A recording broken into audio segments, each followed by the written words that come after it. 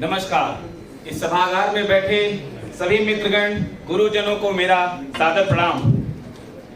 मैं सबसे आखिरी वक्ता हूं, जैसा आप सभी जानते हैं, और मैं देख रहा हूं कि लोगों के बीच में उत्सुकता धीरे धीरे खत्म होती जा रही है। तो मैं कोशिश करूंगा आपके अंदर ऊर्जा भरने की।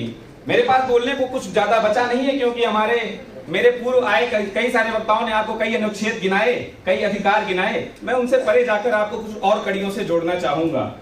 मैं अपने से पूर्व आए एक पक्ष की वक्ता की बात को समझाऊंगा, एक छोटे उदाहरण से आपको समझाना चाहूंगा। उन्होंने कहा कि अगर भारतीय लोकतंत्र में मतदान अनिवार्य कर दिया जाएगा तो इससे महिलाओं को बड़ा फायदा होगा। मैं आपको वास्तविकता से रूबरू जरा कराना चाहूं कि मान लीजिए हमारे घर में हमारी दादी माँ है, उनको फोन चलाना नहीं आता, स्मार्टफोन चलाना नहीं आता, और अगर सरकार ये अनिवार्य कर दे कि देश के सभी नागरिकों को यह सूचित किया जाता है कि आज से आप सभी को स्मार्टफोन चलाना ही होगा, तो वो क्या करेंगी?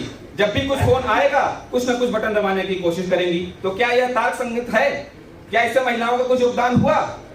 मैं उनको यह बताना चाहूंगा कि वो वास्तविकता से बिल्कुल रूबरू नहीं है। आज भी हमारे समाज में अगर वोटिंग के लिए महिलाएं जाती हैं तो उनको वो अपने पतियों से पूछती, जरा बताइए किसको वोट करूं। आप शायद वास्तविकता से रूबरू नहीं है। मैं आपको वास्तविकता से आप रूबरू कराऊंगा। मैं किसी अनुच्छेद की बात यहाँ पर खड़ा होकर नहीं करूंगा। बड़े पक्ष के मेरे पक्ष के साथियों ने कहा कि डिजिटलाइजेशन का जमाना है, अब तो मोबाइल से वोटिंग हो जाया करेगी। डिजिटलाइजेशन का जमाना है, अब तो मोबाइल से वोटिंग हो जाया करेगी। तो मैं उनको बताना चाहूंगा कि आज बड़े बड़े विकसित देश, यूनाइटेड किंगडम, अमेरिका जैसे देशों ने के जो बड़ी बड़ी संस्थाएं, पेंटागन जैसी संस्थाएं भी आज हैकिंग से प्रूफ नहीं है, उनके भी सर्वर्स हैक हो जाते हैं। तो क्या यार किस बात की गारंटी देते हैं कि हमारे वोटिंग सर्वर्स हैक नहीं होंगे?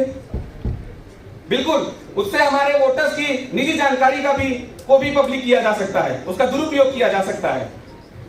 हमारे कई वक्ताओं ने कहा कि अगर आप पढ़े लिखे हैं, आपको कोई उम्मीदवार पसंद नहीं आता है, तो आप जाकर नोटा पर बटन दबाइए।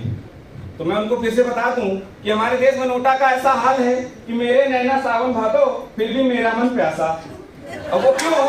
क्योंकि नोटा की हमारे देश में ऐसी स्थिति है कि अगर नोटा को बहुमत मिल भी जाता है तो दूसरे पायदान वाला व्यक्ति विजयी घोषित कर दिया जाता है। ऐसे नोटा का क्या काम?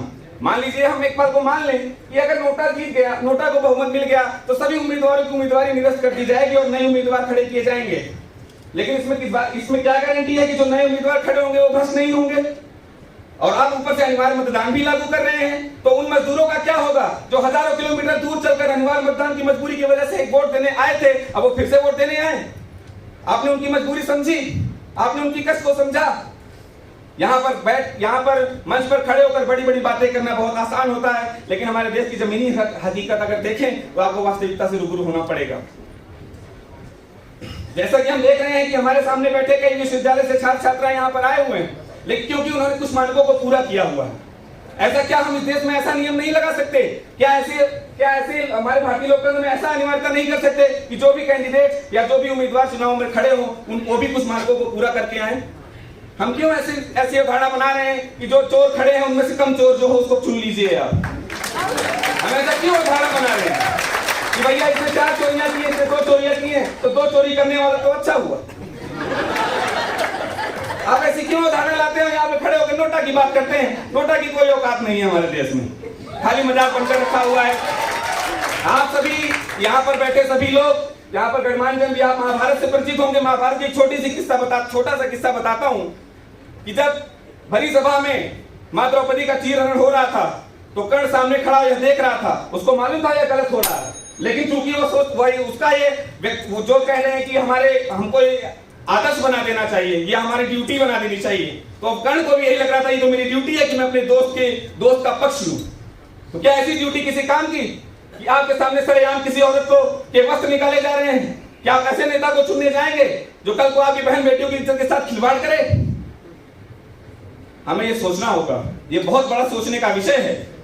महोदय मैं आपको बता दूं, अनिवार्य मतदान से बेसमझी से मतदान किया जाएगा।